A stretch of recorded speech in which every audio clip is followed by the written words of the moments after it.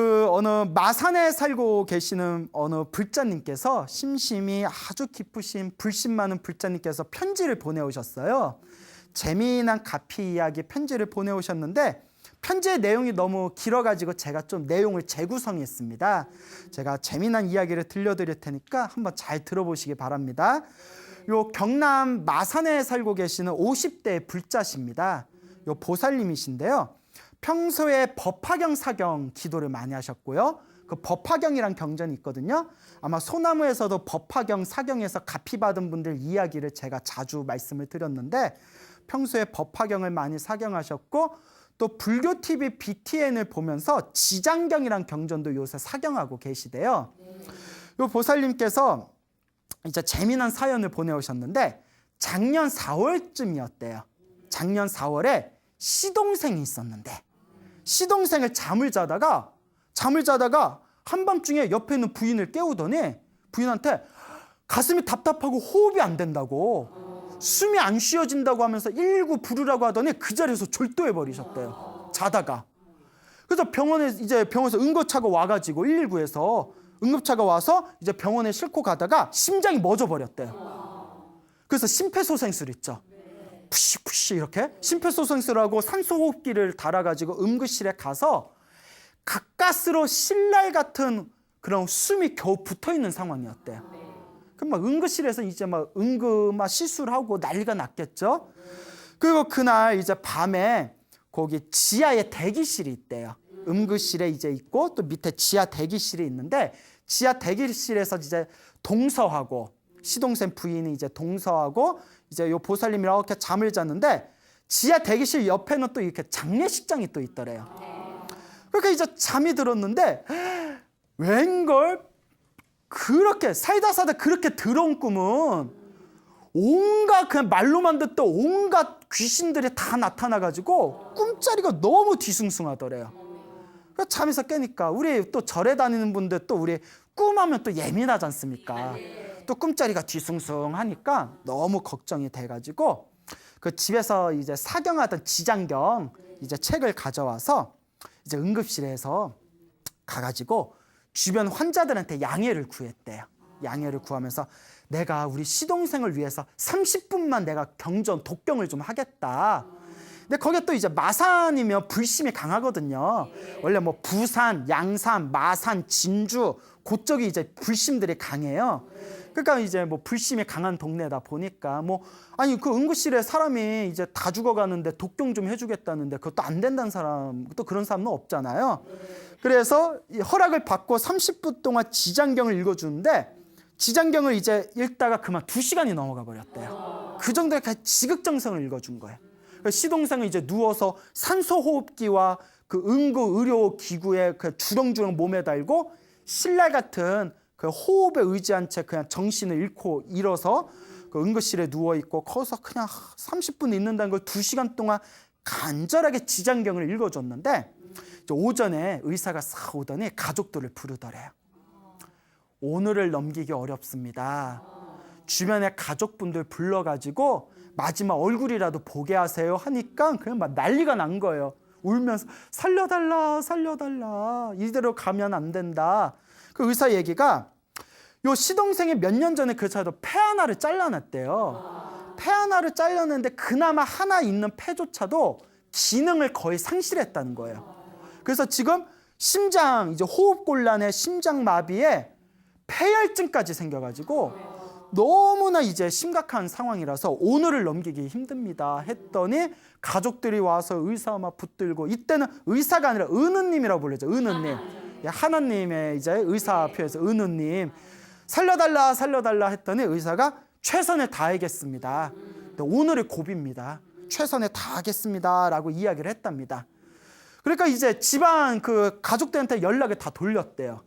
그러니까 근처에 살고 있던 부산에 살고 있고 양산에 살고 있고 수원에 살고 있던 가족들이 와가지고 다들 병원에 와서 막 울고불고 난리가 났고 가뜩이나 뒤숭숭해 죽겠는데 또 옆에 있는 또 응급실 다른 환자가 갑자기 이렇게 변을 당했나 봐요. 갑자기 거기서도 막 울고불고 대성통곡하고 정신이 하나도 없더래요. 그래서 그런 얘기가 있어요, 여러분. 스스로 인생이 너무 불행하다고 생각되는 사람, 인생이 너무 힘들다고 생각되는 사람, 혹은 인생이 심심하다고 느끼는 사람은 새벽 12시에 응급실에 한번 가보라고. 얼마나 자기가 행복한 줄 알 거라고. 그런 거 있죠. 사람이 큰 병 한 번 앓고 나면 좀 생각이 바뀐다고 하잖아요. 인생의 소중함을 모르는 사람은 응급실에 가서 12시에 응급실 가서 한 5시간만 서 있어 보라고. 얼마나 자기에게 주어진 게 많은지를 알게 될 거라고. 이 빈말이 아닙니다.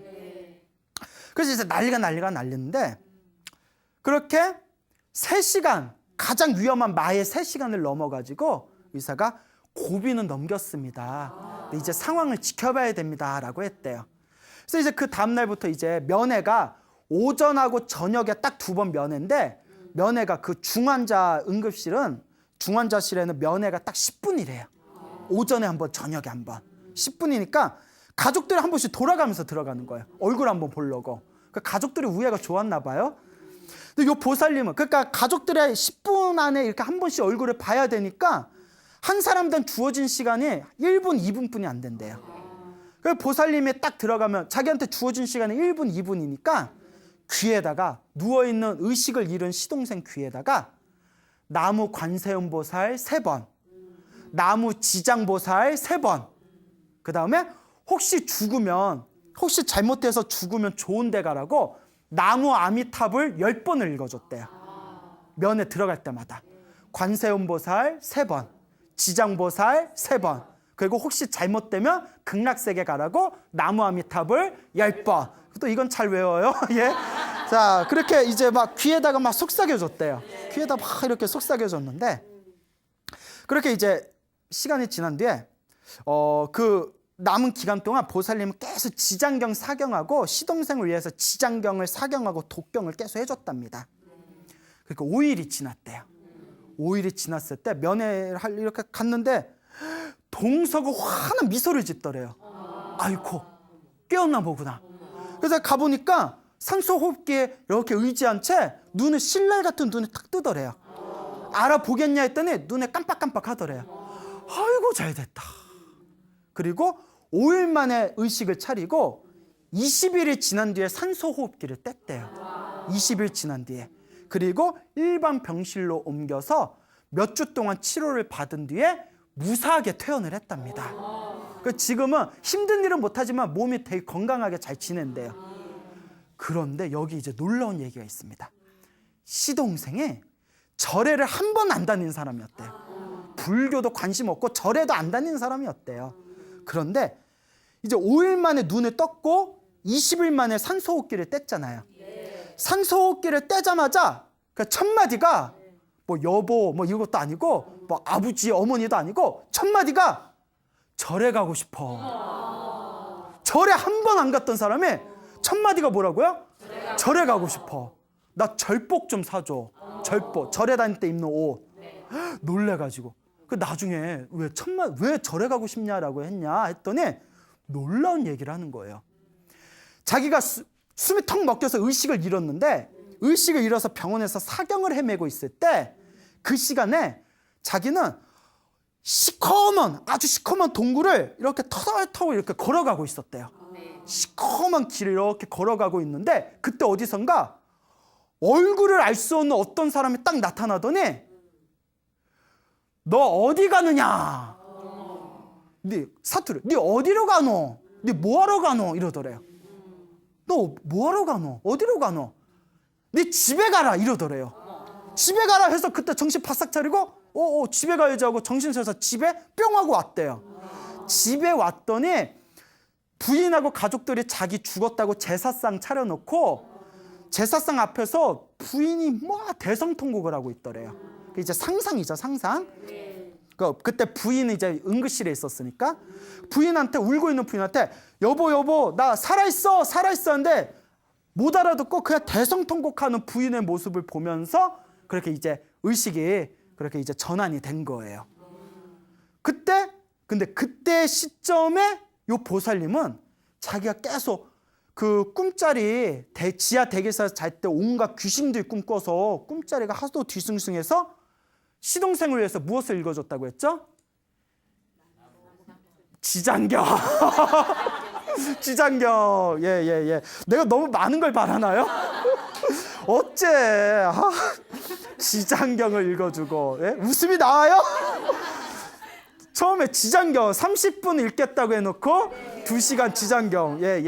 그 지장경을 읽어주고 면회 시간에 들어가서 관세음보살 3번, 지장보살 3번, 나무아미탑을 10번 읽어. 나이 드니까 뭔가 예전 같지 않죠? 10번을 읽어주고. 나는 이거 다 외워놓고 오잖아요. 바로 듣고 기억 못해요? 그리고 5일 동안 계속 또 시동생에서 지장경 읽어줬다고 했잖아요. 그러니까 시동생이 의사도 포기했는데 어떻게 될지 모른다고 했는데 시동생이 시커먼 동굴 속을 가다가 얼굴을 알 수 없는 어떤 존재가 나타나서 뭐하러 가노? 어디 가노? 집으로 가라. 그래서 딱 눈 뜨고 그리고 호흡기를 떼고 첫 마디가 어디 가고 싶다? 절에 가고 싶다. 이 보살님은 아무리 생각해도 이거는 부처님 가피라고. 너무나 남들이 뭐라고 하든 이건 부처님 가피라는 거예요. 너무나 감사하다고. 어떻게 절에 한 번 안 간 시동생이 첫 마디가 절에 가고 싶다는 말이 나오냐고. 그러면서 이런 또 신비한 이야기를 들려주셨습니다. 사람이 그런 얘기 있잖아요. 사람이 죽으면 뭐 저승사자가 찾아온다는 얘기도 있고, 뭐 시커먼 어떤 길을 걸어서 어디 고개를 넘어가는데 너 거기 고개 넘어가면 안 된다. 뭐 이런 뭐 여러 가지 설화가 있잖아요. 무시한다 못한다. 무시 못해요. 그러니까 여러분 노는 입에 뭐 한다? 염불 한다. 그때 평소에 기도를 많이 한 사람들은 누가 염불을 안 해줘도 길을 걸을 때 노는 입에 염불한 게 딱 습관되면 어떻게 될까요? 고개를 건널 때에도 나무 아미타불 염불할 수 있고, 시커먼 길을 갈 때에도 나무 아미타불 염불할 수도 있고, 저승사자가 찾아와도 나무 아미타불 하면서 따라갈 수 있고. 노는 입에 염불해서 염불이 습관에 들어야 됩니다. 사람이 죽으면 사람의 혼은 가장 본능에 따른대요. 가장 살아생전에 가장 자기가 많이 한 습관에 따른답니다. 그러니까 죽으면 혼이 남으면 평소에 먹는 걸 즐긴 사람은 딱 뭐가 생각날까요? 습관. 그 습관이 그냥 아무런 필터 없이 습관이 그대로 나타나는 거예요. 여자를 밝혔던 사람은 여자가 생각나요. 돈을 밝혔던 왜 찔려요? 돈을 밝혔던 사람은 돈이 떠오르고. 무슨 말인지 알겠죠? 염불이 완전히 습관이 되면 그렇죠. 나무아미타불, 관세음보살, 지장보살, 염불이 다 떠오르는 거죠. 저승사자 만나고 염라대왕 만났을 때 딱 평소 습관대로 나무아미타불, 관세음보살, 지장보살 염불할 수 있는 그 죽은 영가는 절대 지옥에 못 보낸답니다. 그런 불교 설화가 엄청 많아요. 소나무에서도 잔뜩 얘기해 놨잖아요. 그러니까 노는 입에도 염불한다. 이 습관이 굉장히 중요합니다. 보살님이 이제 평소에 기도를 많이 하시는 분인가 봐요. 또 어떤 일이 있었냐면 기도하면서 항상 가족 그리고 이제 아들 항상 건강하게 해달라고 기도를 많이 하셨나 봐요. 6년 전쯤에, 지금부터 6년 전쯤에 보살님이 갑자기 허리에 통증이 느껴져서 창원에 있는 병원에 입원했대요.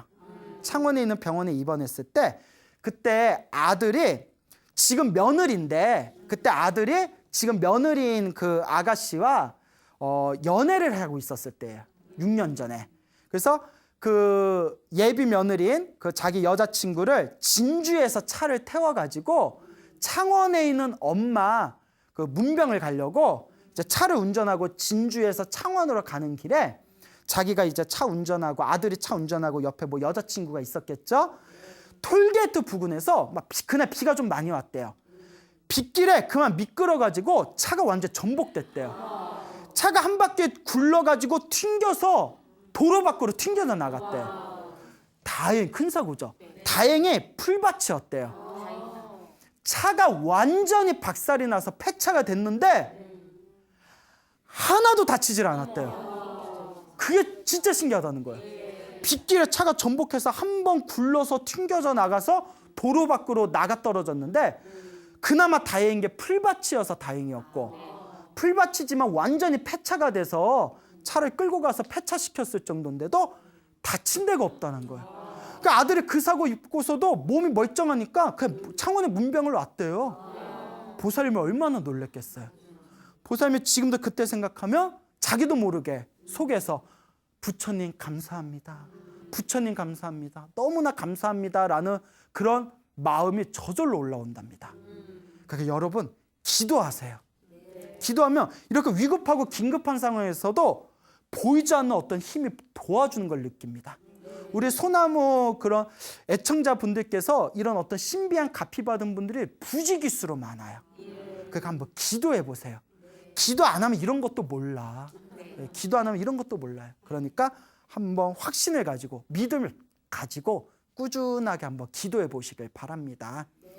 그리고 또 이제 또 마지막 보내주신 그 이야기에 마지막 또 재미난 이야기가 하나 더 있는데요. 이제 아까 아들 얘기를 했지 않습니까? 아들이 이제 결혼 신혼집을 구하려고 수원으로 갔답니다. 근데 수원의 집값이 너무 비싸더래요. 수원의 집값이 좀 비싼가 봐요. 그 수원의 집값이 비싸서 이렇게 뭐 전세를 구하려고 계속 이렇게 찾다가 집값이 너무 비싸서 이제 어쩔 줄 모르고 있는 상황이었는데, 그때 아들 내외는 이제 저기 수원에서 부동산을 통해서 아마 집을 구하러 다녔겠죠. 그리고 이제 보살님은 마산에 이제 그 법화경을 사경하려고 어디 절에 가서 그 법화경 책을 이렇게 사고 있는 중이었대요. 법화경 사경을 평소에 많이 하셨나 봐요. 그러다가 아들한테 전화가 왔대요. 절에 가는 길에. 엄마, 집값이 다 비싸. 여기가 얼마 하는데 그냥 여기 하려고요. 여기 선택하려고요. 보살님이 너무 비싼 거예요. 한 번만 더 돌아봐라. 한 번만 더 돌아봐라. 그래도 혹시 모르니까 라고 얘기하고 절에 가서 부처님한테 이렇게 인사하고 나오면서 5,000원을 불전에 넣었대요. 얼마? 5,000원. 5,000원을 불전에 딱 넣었는데, 그리고 부처님한테 딱 이렇게 인사하고 딱 나왔는데 절에 나오는 길에 아들한테 또 전화가 오더래요. 띠리리 하고 전화를 딱 받았더니 엄마 5천만 원 싸게 구했어 이러더래요. 얼마? 5천. 얼마 넣었는데? 와, 가성비 대박. 예? 5,000원 넣었는데 5천만 원 싸게 집을 구했다고. 예, 우연치고는 그 보살님이. 근데 솔직히 우리 입장에서 우연일 수도 있어요. 예, 우연일 수도 있지만 보살님은 아무리 생각해도 누가 도와주신 것 같다? 부처님이 도와주신 것 같다. 그래서 야, 5,000원에 5천만 원 싸. 와, 10,000원 넣었으면 완전히. 자, 그래서 부처님이 도와주신 것 같습니다. 근데 제가 보기에는 그 보살님이 그 편지에 나온 내용들을 이렇게 천천히 보니까 평소에 기도를 많이 하신 분 같아요. 또 원래 마산 쪽 그쪽 보살님들이 막 기도 강하고 불심도 세요. 그래서 아마 기도를 많이 하셨기 때문에 또 그런 가피를 듬뿍 받으신 게 아닌가 생각이 되었습니다. 그러니까 우리가 살아가면서 언제 우리가 힘들고 괴로운 일을 당할지 모릅니다. 솔코 외양간 고친다는 말 들어보셨죠? 그러니까 미리미리 내가 힘들고 괴로운 일을 당하는 것도 결국 누구의 업장이다? 나의 업장이다. 결국 기도한다는 것은 무엇을 소멸하는 과정일까요? 업장을 소멸하는 과정입니다. 그래서 행복하고 즐거우면 행복하고 즐거운 대로 내가 전생에 복을 많이 짓고 기도를 많이 해서 이렇게 행복하고 즐거운가 보구나. 그래서 또 더 열심히 기도해야 되고, 불행하고 힘들고 괴로우면 내가 전생에 기도를 안 하고 복을 안 짓고 마음을 잘못 써서 이렇게 힘들고 괴로운 업보를 받나 보다 라는 마음으로 또 꾸준히 무엇을 해야 될까요? 기도하고 복을 짓고 선업을 쌓고 공덕을 쌓아야 됩니다. 그러면서 항상 살아가면서 내가 지은 이 업은 반드시 내가 받을 수밖에 없기 때문에 내가 과거에 안 좋은 짓을 저질렀으면, 과거에 내가 나쁜 짓을 저질렀으면 그 내가 지은 나쁜 짓, 그 업장을 조금이라도 소멸하는 마음으로 기도를 열심히 해야 되고, 그리고 앞으로 살아가면서 더 이상 나쁜 짓을 하면 된다, 안 된다? 안 된다라는 걸 명심하셔야 됩니다. 그리고 항상 살아가면서 꼭 당부드리고 싶은 거는 기도만 해서는 효과가 없습니다. 뭐 아예 효과가 없는 건 아니에요. 효과가 있는데 더 큰 효과를 보려면 기도하면서 반드시 무엇을 같이 지어야 된다? 복을 같이 지어야 된다. 나는 내 기도만 할 거야. 그런 이기적이고 개인적인 마음에는 진정한 선업이 쌓이기 어렵습니다. 제일 좋은 거는 기도도 하면서 복도 짓고 선업도 짓고 공덕도 쌓아야 됩니다. 그래서 기도를 한다는 거는 내 마음밭을 잘 일구는 과정이에요. 기도를 통해서 내 밭을 잘 일궜으면 양지 바르고 그리고 영양분이 가득한 그 잘 일군 밭에다가 이제 무엇을 심어야 될까요? 그렇죠. 복의 씨앗을 심어야 됩니다. 기도는 마음의 밭을 일구는 과정이고, 그리고 그 밭에다가 씨앗을 심는 것은 내 복과 선업과 공덕의 열매를 맺기 위한 과정이고 반드시 필수적인 선택이다라는 것을 우리 불자분들께서 명확하게 이해하시면 좋겠습니다. 그래서 제가 항상 말씀드리죠. 무슨 기도를 하든 효과는 같습니다. 관세음보살이 좋으시면 관세음보살을 하시고, 지장보살이 좋으시면 지장보살을 하시고, 나무아미타불이 좋으시면 나무아미타불을 하시고, 법화경이 좋으시면 법화경을 하시고, 금강경이 좋으면 금강경을 하시고, 신묘장구 다란이가 좋으면 신묘장구 다란이를 하시고, 더 해야 되나요? 예. 이렇게 기도가 많아요. 기도가 참 많죠. 그러니까 많은 불자분들이 스님 무슨 기도해야 돼요? 모든 기도는 하나로 통합니다. 어떤 기도든 지극한 마음으로, 간절한 마음으로, 정성스러운 마음으로 차근차근 꾸준히 정성스럽게 간절하게 성심성의껏 기도해 간다면 반드시 여러분들 주변에 은은한 가피가 함께할 것이다 라는 것을 꼭 머릿속에 가슴속에 각인하시길 바랍니다. 네. 알겠죠? 네. 여러분 행복해지고 싶습니까? 네. 행복한 삶을 창조하고 싶습니까? 네. 복을 지으십시오. 선업을 지으십시오. 공덕을 쌓으십시오. 복과 선업과 공덕의 힘이 여러분들을 진정한 행복의 길로 이끌어 줄 것입니다. 오늘 여기서 마치겠습니다. 소중한 나 무한행복